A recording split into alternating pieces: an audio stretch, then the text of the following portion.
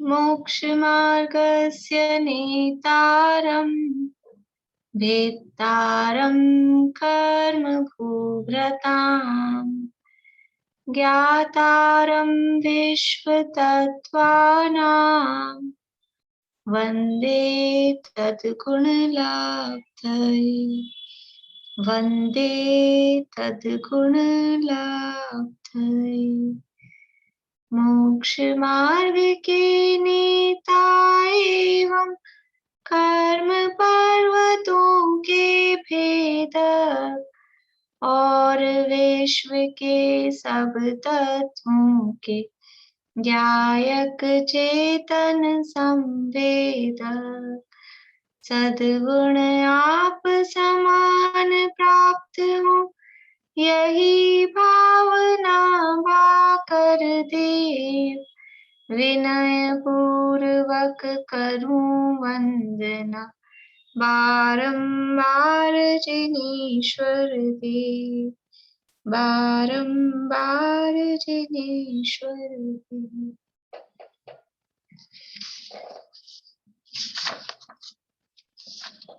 सूत्र बुलवा लें पहले।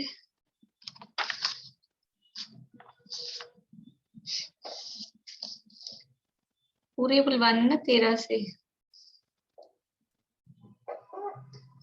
17। आपने क्यों हैंड रेज किया है? सूत्र सुनाने के लिए। चलिए सुनाइए। तत्वार सूत्र में 7वां अध्याय और शुभ आश्रव का वर्णन करने वाला यह अध्याय है। समीक्षा। हाँ, मेरा रह गया था। हाँ बोलो। प्रमत्त योगात् प्राण प्रप्रोपणम हिंसा असत अभिधानम अनर्थम अदत्ता दानम स्तेयम मैथुनम अब्रह्म मूर्छा परिग्रह। बढ़िया। तो यहाँ पर शुभ आश्रव किस प्रकार से होता है, किन कारणों से होता है? तो जो शुभ भाव है, और शुभ भाव क्या है? व्रत आदि के परिणाम, व्रत लेने का जो भाव है। व्रत लेना मतलब 5 पापों का त्याग। हिंसा, झूठ, चोरी, कुशील और परिग्रह, ये 5 पाप हैं। और इनसे जो विरक्ति का भाव, विरति, हिंसा, नृत्यस्तेया ब्रह्म परिग्रहेभ्यो विरति, विरक्ति का परिणाम वो व्रत है।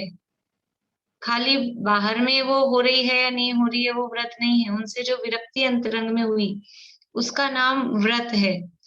और फिर वो व्रतों के संबंध में भावनाएं और उनकी पुष्टि के लिए भावनाएं, वो सारी बात बताने के बाद में यहाँ 5 पापों का स्वरूप हमने देखा था कल तक कि 5 पापों में मुख्य क्या है, पापों का मूल क्या है। हिंसा में मुख्य क्या है? ये प्रमत्त योगात्, हिंसा में प्रमाद परिणति मूल है। ये वो असली क्या है? हिंसा होने में असली कारण क्या है? ये प्रमत्त योगात्, प्रमाद परिणति।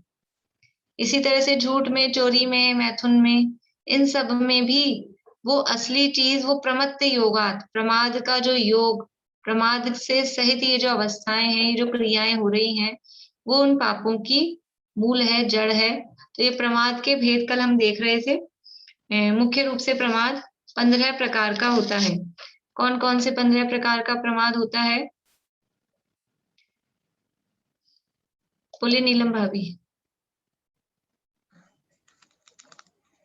5 इंद्रियों के विषय, 5 विकथा और 4 कषाय,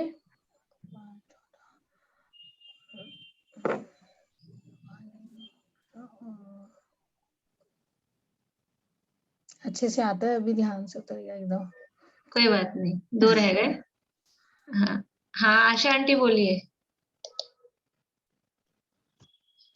विकथा 4 कषाय, 5 इंद्रियों के अधीनता, निद्रा और स्नेह।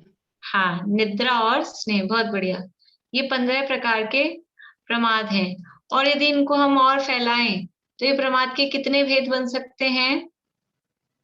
यदि और इनको अधिक किया जाए तो प्रमाद के कितने भेद बन सकते हैं? बीना भाभी।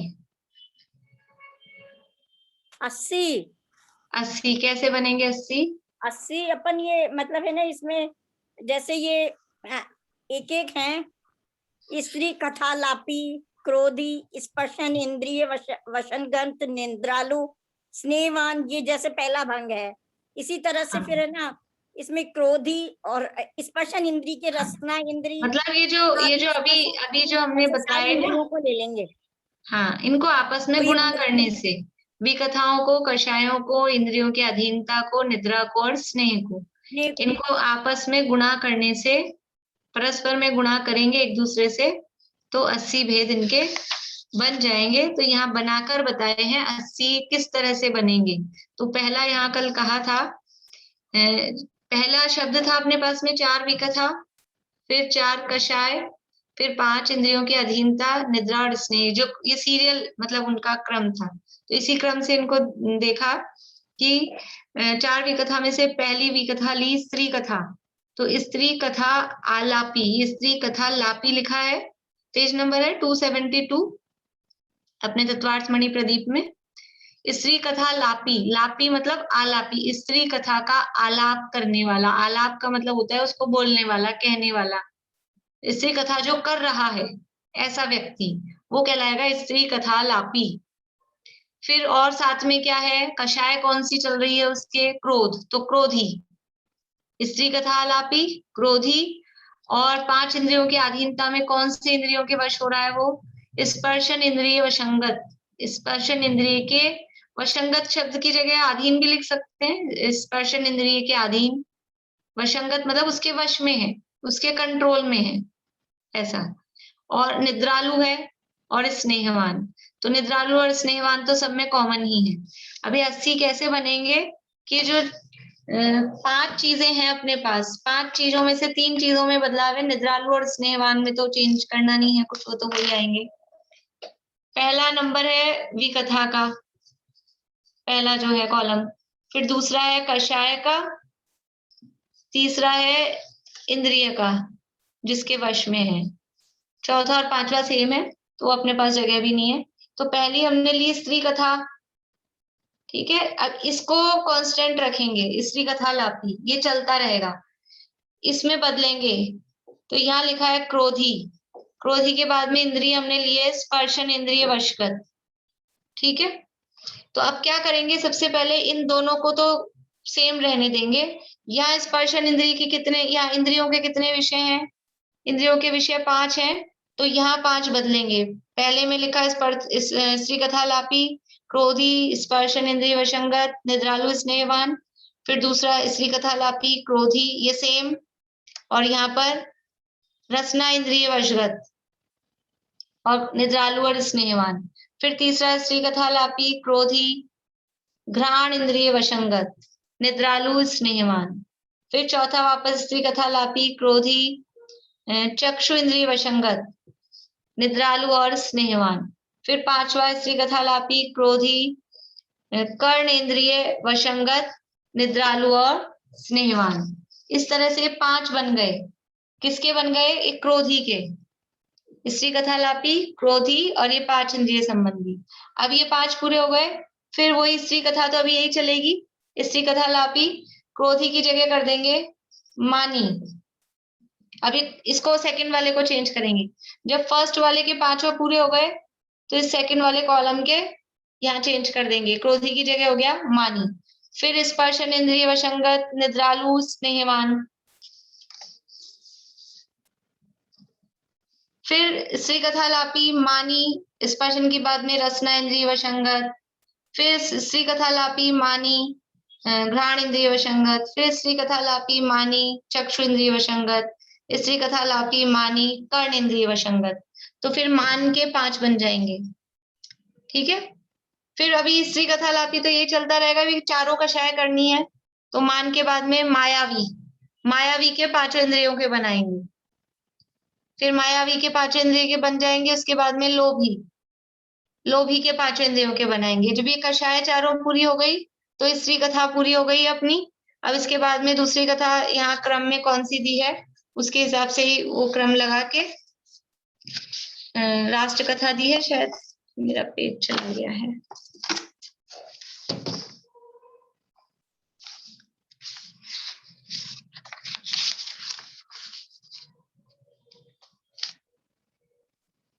भक्त कथा, तो फिर भक्त कथा, कथालापी, क्रोधी, स्पर्शन इंद्रिय वशंगत, निद्रालु और स्नेहवान।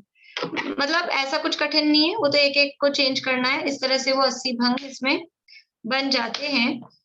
और ये इस प्रकार से ये क्या कह रहे हैं, ये क्या है, इसके वश होकर जीव पाप करता है। प्रमत्त योगात है ना, ये 80 कहे हैं, और इसके बढ़ाते जाए इनमें और डिटेल तो और भी बनते जाएंगे, ऐसे असंख्यात लोक प्रमाण भेद बन जाते हैं।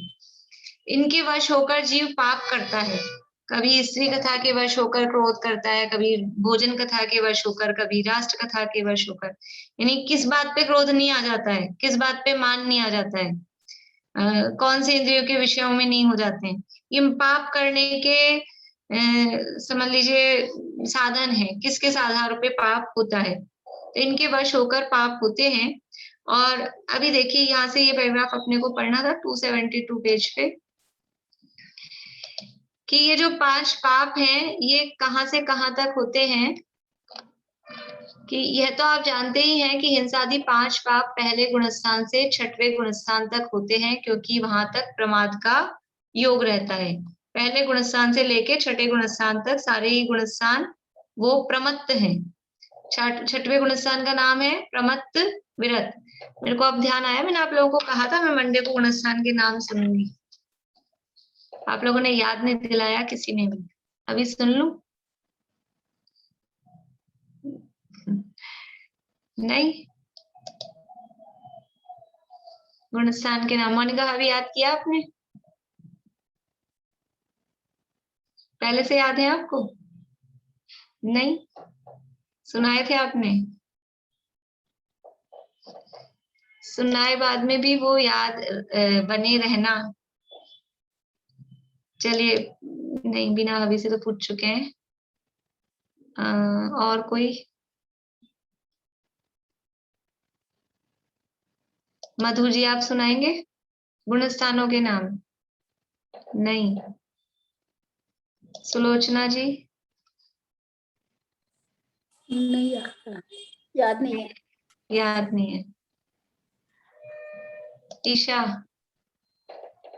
नहीं, क्या बात है, सही पकड़ रही हूँ ना मैं एक एक को। और कौन है?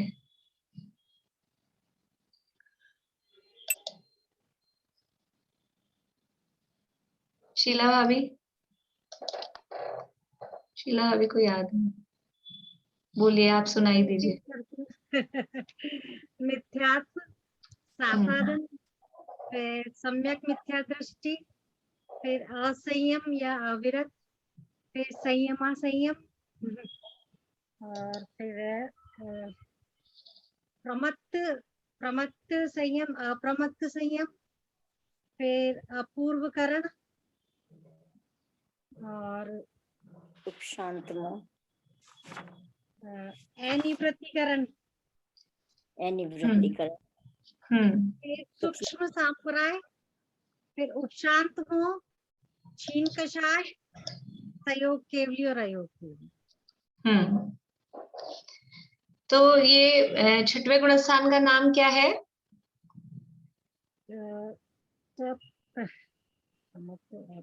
संयता, संयत के बाद में प्रमत्त। हाँ, प्रमत्त से, इसलिए मैंने आप लोगों को कहा था कि नंबर भी साथ में याद करना। हाँ, ईशा आप कब सुनाओगे? अभी जिन लोगों ने मना किया है वो कब सुनाएंगे मुझे गुणस्थानों के नाम? जिन जिन ने कहा है हमें याद नहीं है, कब सुनाएंगे? दिवाली से पहले कि दिवाली के बाद, या कल? कल सुना देंगे, ठीक है। 6वें गुणस्थान का नाम है प्रमत्त संयत।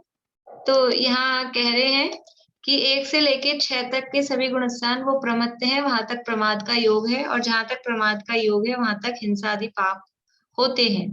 कम होते हो, ज्यादा होते हो, वो अलग बात है, लेकिन होते हैं। बंध के कारणभूत आश्रव भाव 5 प्रकार के होते हैं, यानी बंध के कारण, ये थोड़ा सा हमने 6वें अध्याय के शुरू में पढ़ा था कि जो बंध के कारण है या आश्रव के कारण है वो 5 कारण हैं। कौन कौन से 5 कारण हैं? मिथ्यात्व, अविरति, प्रमाद, कषाय और योग। ये बंध के 5 कारण है। बंध के बोलो चाहे आश्रव के बोलो, एक ही बात है। आश्रव और बंध तो इकट्ठे ही रहते हैं, इसलिए तो ये आश्रव बंध के 5 कारण है। मिथ्यात्व, अविरति, प्रमाद, कषाय और योग। ये 5 कारणों से बंध होता है। मिथ्यात्व, अविरति, प्रमाद, कषाय और योग। ये याद करने आप लोगों को, ये आश्रव के कारण अगले 8वें अध्याय का तो पहला ही सूत्र है ये बंध के कारणों का, तो वहां भी अपन चर्चा करेंगे। बंध के प्रकार कितने हैं? बंध कितने प्रकार का होता है? बढ़िया, 4 प्रकार का। कौन कौन से 4 प्रकार का है? बोलिए नीलम भाभी। प्रदेश बंध, प्रकृति बंध और अनुभाग बंध और स्थिति बंध। प्रकृति, प्रदेश, स्थिति और अनुभाग, ये 4 प्रकार का बंध है।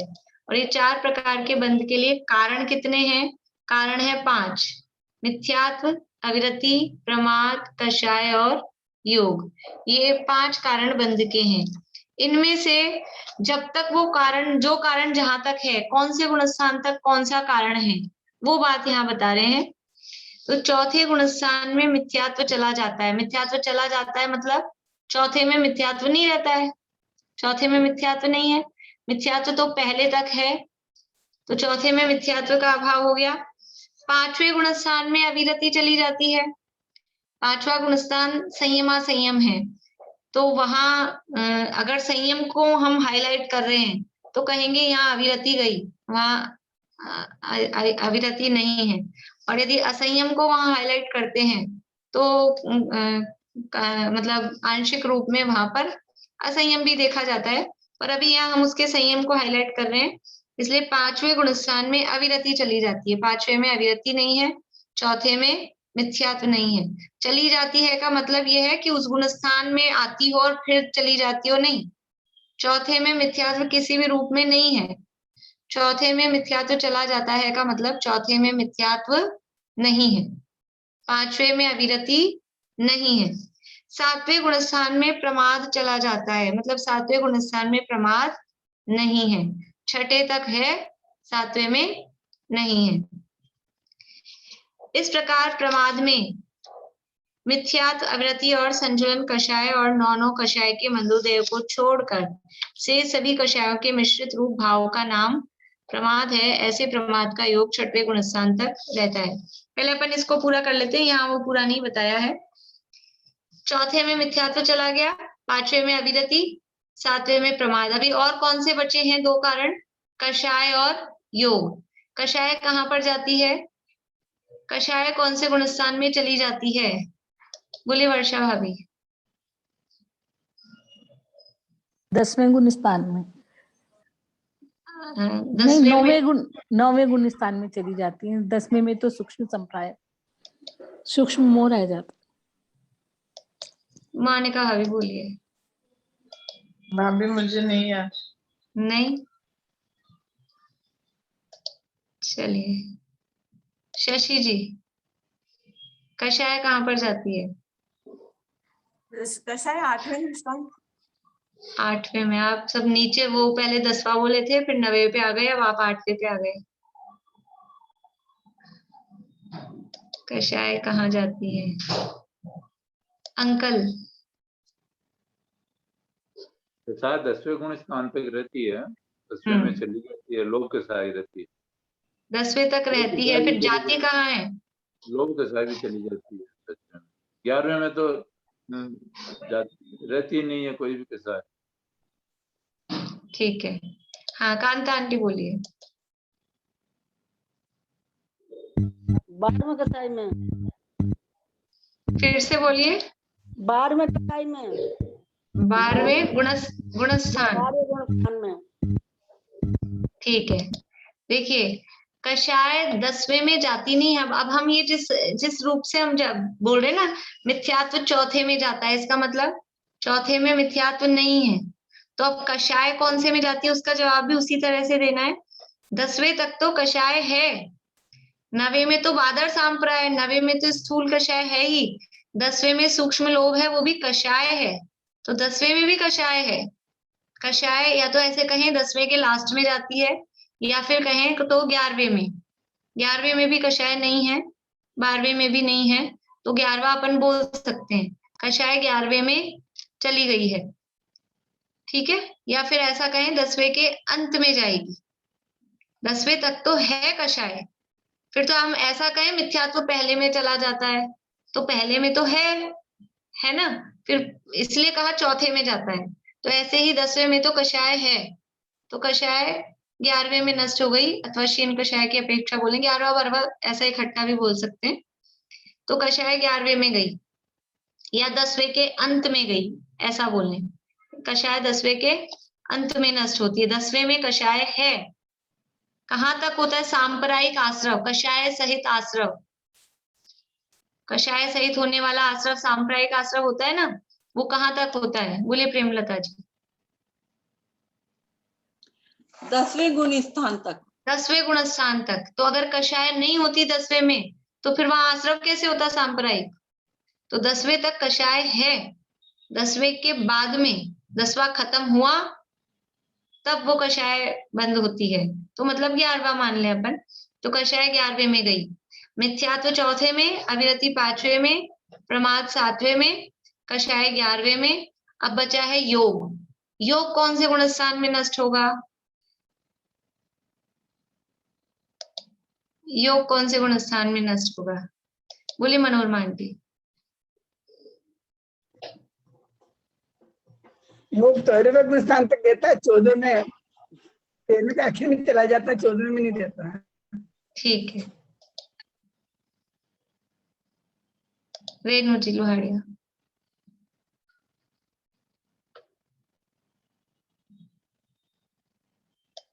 रेणु जी बोल रहे हैं आप?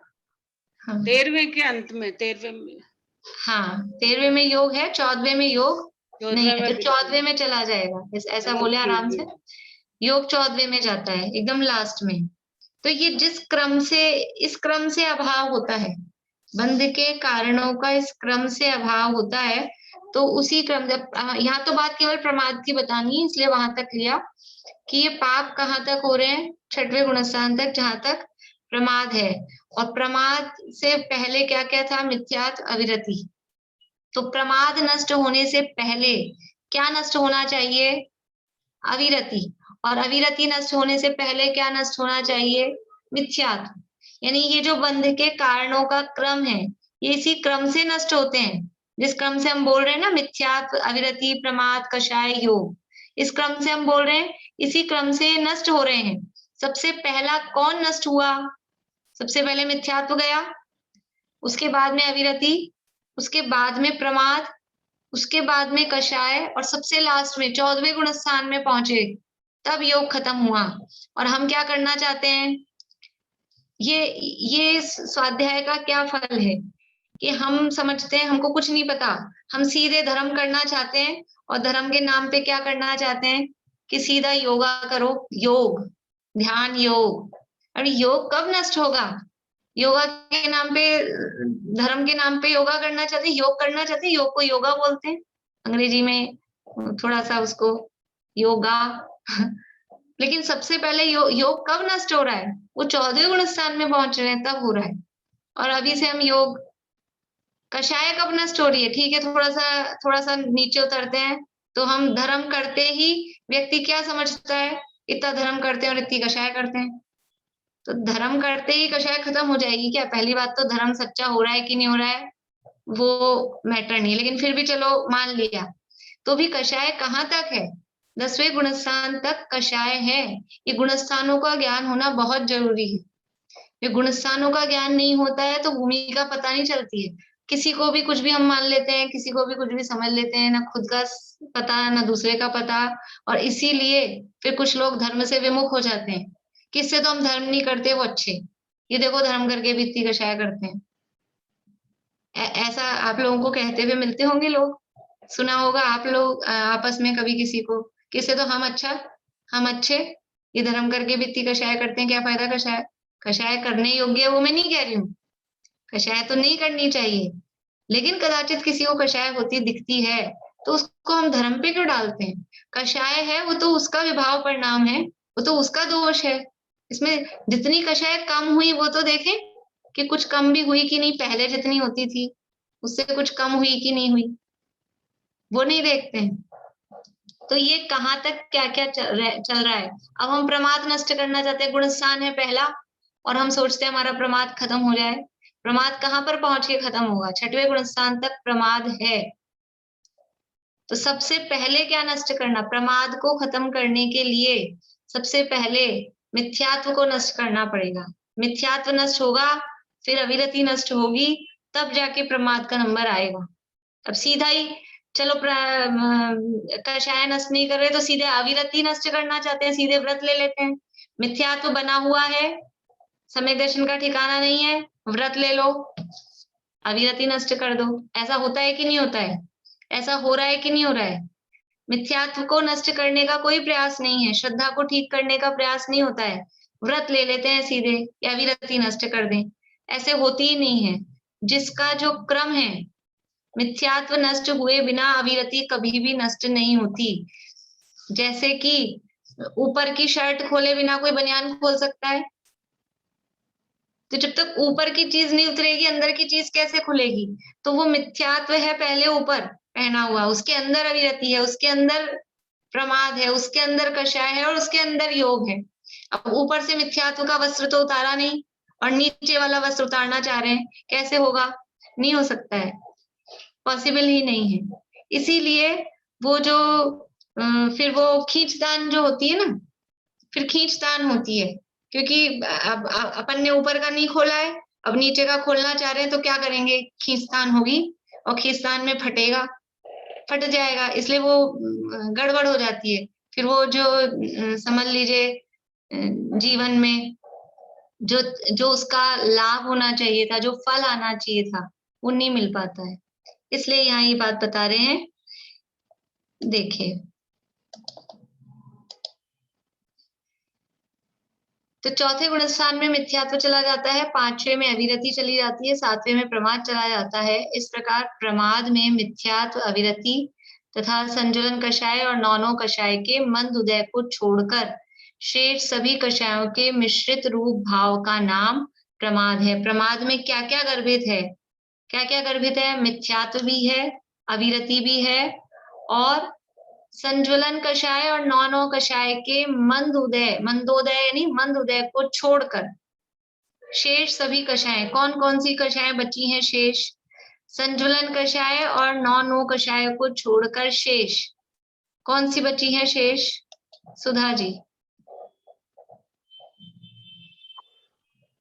शोक, भय, जुगुप्सा, स्त्रीर, पुष्पित, नपुंसक वेद। क्या बताया आपने? ये तो पूछा ना कौन सी कषाय बची है।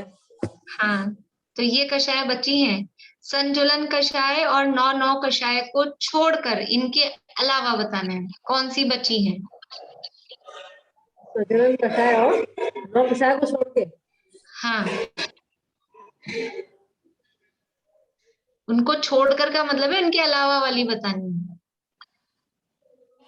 छोड़कर का मतलब अलावा। बोलो पारुल। मिथ्यात्व, भाभी नाम बिल्कुल मतलब नहीं याद आ रहा। चलिए ईशा बोलिए। अनंतानुबंधी, अप्रत्याख्यानवर्ण, प्रत्याख्यानवर्ण। बढ़िया, यानी कषायों में बोल रहे हैं ना, कषायों में संजुलन को और नौ कषाय इनके मंदोदय, मतलब अभी तो मैं मंदोदय शब्द को भी छोड़ा था मैंने, इनको छोड़कर तो बची कौन सी थी? अनंतानुबंधी, अप्रत्याख्यानवर्ण, प्रत्याख्यानवर्ण। अभी इस लाइन को वापस पढ़िए, इस लाइन में क्या लिखा है, फिर से पढ़ रही हूं मैं। इस प्रकार प्रमाद में मिथ्यात्व, अविरति, मिथ्यात्व भी गर्भित है, अविरति भी गर्भित है, और क्या गर्भित है कि संजुलन कषाय और नौ कषाय के मंद उदय को छोड़कर, मतलब इनके अलावा शेष सभी कषायों के मिश्रित रूप भाव का नाम प्रमाद है। यानी कि अनंतानुबंधी, अप्रत्याख्यान, प्रत्याख्यान ये शामिल है प्रमाद में। मिथ्यात्व, अविरति, अनंतानुबंधी, अप्रत्याख्यान, प्रत्याख्यान और संजुलन कषाय और नौनो कषाय ये भी शामिल है, लेकिन इनका मंद उदय शामिल नहीं है, इनका तीव्र उदय। देखिए, बोलिए दीपिका जी। वैसे अभी मैंने पूरा नहीं किया है, पर पूछिए आपको क्या पूछना है। मैं ये पूछना चाह रही थी कि अभी ये बोले कि प्रमाद तो अपने छठे गुण स्थान तक रहता है, तो छठे गुण स्थान में ये प्रत्याख्यान और अप्रत्याख्यान और ये अनंतानुबंधी कैसे होंगे? वही मैं कह रही हूँ, वो रख नहीं रहे। यहाँ ये कह रहे हैं कि संचलन कषाय और नौनो कषाय के मंद उदय को छोड़कर, यानी इनके अलावा शेष कषाय हैं ये प्रमाद में। तो जहां जो योग्य है, देखो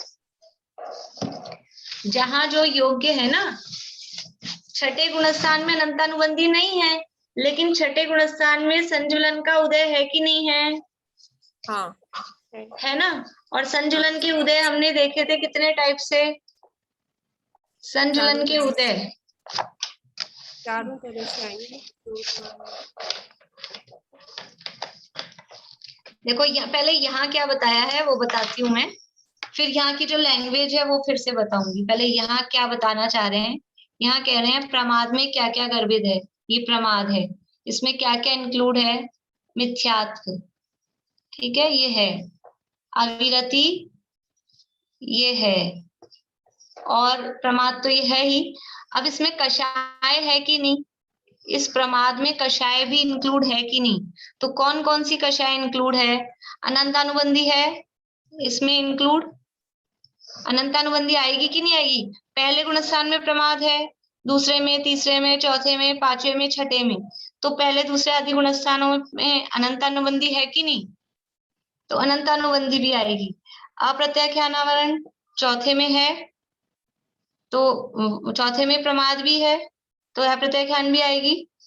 प्रत्याख्यानावरण पांचवे में है, पांचवे में प्रमाद है, तो प्रत्याख्यानावरण भी शामिल होगी, ठीक है। तो ये प्रमाद में मिथ्यात्व शामिल है, अविरति शामिल है, ये तीन कषाय शामिल है। और छठे गुणस्थान में प्रमाद है, छठे में प्रमाद है। छठे में कौन सी कषाय का उदय है? छठे गुणस्थान में कौन सी कषाय का उदय है?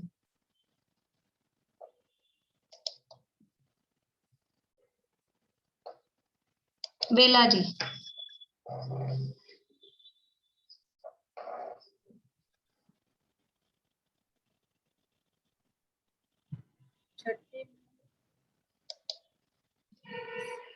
अंकल बोलिए, छठे में कौन से कषाय का उदय है? छठे में संजुलन का। संजुलन का कैसा? कैसा मतलब मंद? नहीं, अनीता आंटी बोलिए। तीव्र उदय, तीव्र संजुलन का उदय है। हाँ, देखिए छठे में भी संजुलन का उदय है, सातवें में भी संजुलन का उदय है, आठवें में भी संजुलन का उदय है, नवे में भी संजुलन का उदय है। हमने चार तरीके देखे थे ना। छठे में संजुलन का तीव्र उदय है, सातवें में संजुलन का मंद उदय है, आठवें में संजुलन का मंदतर उदय है, नवे में संजुलन का मंदतम उदय है। तो यहाँ छठे गुणस्थान तक प्रमाद है, यानी संजुलन का उदय है। संजुलन का भी, नौ कषायों का भी, संजुलन और नौ कषाय। लेकिन कैसा उदय है? तीव्र उदय है ना। तो ये सब अब यहाँ क्या कह रहे हैं, देखो ये लाइन फिर से बोलो। प्रमाद में मिथ्यात्व, अविरति तथा संजुलन कषाय और नौ कषाय के मंद उदय को छोड़कर शेष सभी कषायों के मिश्रित रूप भाव का नाम प्रमाद है। यानी संचलन का तीव्र उदय तक ये प्रमाद में गर्भित है, और संचलन के मंद उदय को छोड़कर लिखा है। यानी संचलन का मंद उदय कहाँ पर होता है? सातवें में। और सातवें में प्रमाद है क्या? नहीं है, इसलिए कहा संचलन के मंद उदय को छोड़कर। अभी थोड़ा सा ध्यान से, शांति से पढ़ें अपने आप सेल्फ उस लाइन को। फिर से पढ़ रही हूं मैं। इस प्रकार प्रमाद में मिथ्यात्व ये गर्भित है, अविरति ये गर्भित है, ये तो गर्भित वाली चीज। तथा संजुलन कषाय और नौ कषाय के मंद उदय को छोड़कर शेष सभी कषाय, मतलब अनंतानुबंधी, अप्रत्याख्यान, प्रत्याख्यान, संजुलन और 9 कषायों का तीव्र, ये सब शेष सभी कषायों के मिश्रित रूप भाव का नाम प्रमाद है। मिथ्यात्व का मिश्रण, अविरति का मिश्रण, अनंतानुबंधी, अप्रत्याख्यान, प्रत्याख्यान और संजुलन, इनका तीव्र उदय, इन सब का नाम, इन सब का जिस गुण स्थान में जो हो, पहला गुण स्थान है तो सभी का है मिश्रण, और चौथा गुण स्थान है तो मिथ्यात्व नहीं रहेगा, इन सब का मिश्रण है, और पांचवा गुण स्थान है तो ये दो नहीं रहेंगे, इन सब का मिश्रण है, और छठा गुण स्थान है तो ये सब नहीं रहेंगे, केवल ये ये क्या नाम, ये सब भी नहीं रहेंगे, केवल संजुलन और 9 कषाय का ही तीव्र उदय है। जहां जो योग्य है वो समझना, लेकिन प्रमाद में लेंगे क्या क्या, कि प्रमाद में मिथ्यात्व को भी, अविरति को भी, यानी प्रमाद जाने से पहले ये सब जाना जरूरी है। जब तक प्रमाद है उससे पहले ये यथा योग्य, जहां जहां ये चल रहे हैं तो प्रमाद उनके साथ में है ही। पहले गुणस्थान से लेके छठे गुणस्थान तक प्रमाद है, तो प्रमाद में ये सब यहाँ पर गर्भित है, ऐसा यहाँ कहा है। अभी भी मुझे लगता है कि 1-2 लोगों को ही समझ में आई है ये लैंग्वेज, बाकी लोगों को नहीं आई है।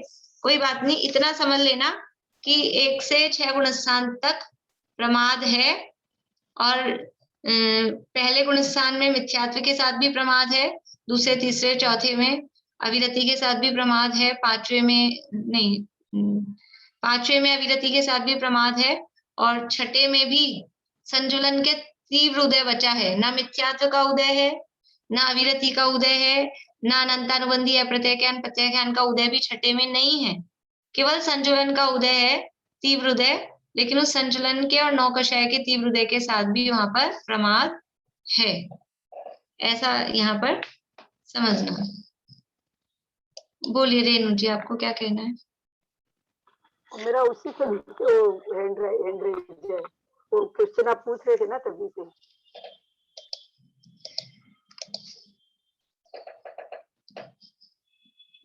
देखिए अब इसको फिर से एक बार और लास्ट पढ़ के फिर पूरा करते हैं।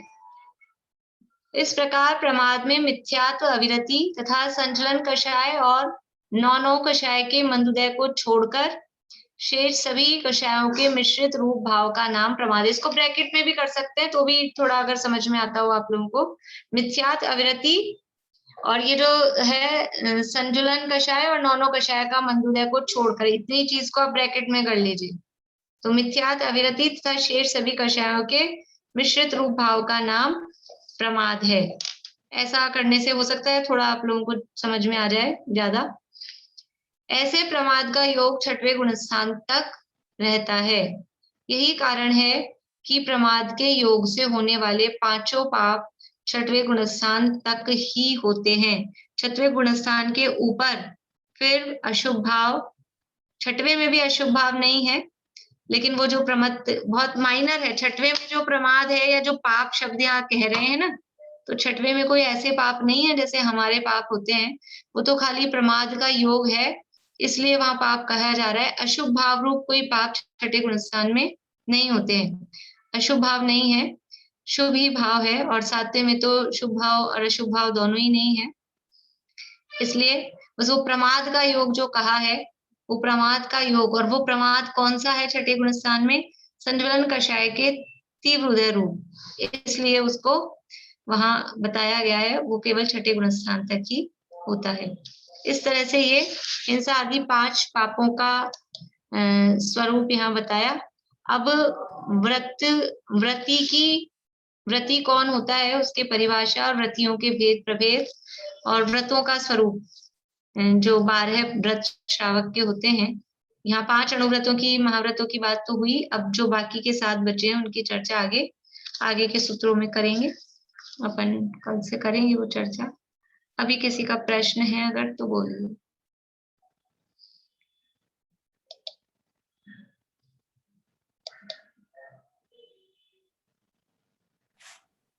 जैसे जैसे आप बोल रहे हैं कि छठे सातवें में मुनि के वो नहीं होता, प्रमाद नहीं होता सातवें गुण स्थान में, तो फिर बाद में फिर ये कषाय तो देखी जाती है अक्सर मुनि महाराज जी के और इनके। वो कषाय जो दिख रही है वो वास्तव में वो इतनी तीव्र तो होती ही नहीं है। मुनिराज के जो कषाय है ना वो छठे गुण स्थान में दिखने वाली वो छठे में होती है। सातवें में आठवें में तो कषाय दिखने वाली वो तो शुद्धोपयोग का काल है, तो वहां तो बाहर में कषाय दिखती नहीं है। और छठे गुण स्थान में भी जो कषाय दिखती है वो केवल लड़ाई झगड़े रूप या क्रोधादि रूप नहीं होती है। छठे गुण स्थान में भी जो कषाय है वो संजुलन के उदय में वो अनुव्रत नहीं सॉरी महाव्रतों को पालने रूप, समितियों को पालने रूप वो ही कषाय उनके जीवन में, या उपदेश देने रूप, या शास्त्र लिखने या पढ़ने रूप, इस तरह की कषाय उनके जीवन में होती है। लड़ाई झगड़ा गुस्सा करने वाली ऐसी क्रोध वाले जो शब्द हैं ऐसी कषाय वो छठे गुणस्थान की भूमिका में होती ही नहीं है, और यदि हो रही है तो गुणस्थान छठा नहीं है। ठीक है। और किसी के प्रश्न हैं? पूरा करें। चिन्वाणी स्थिति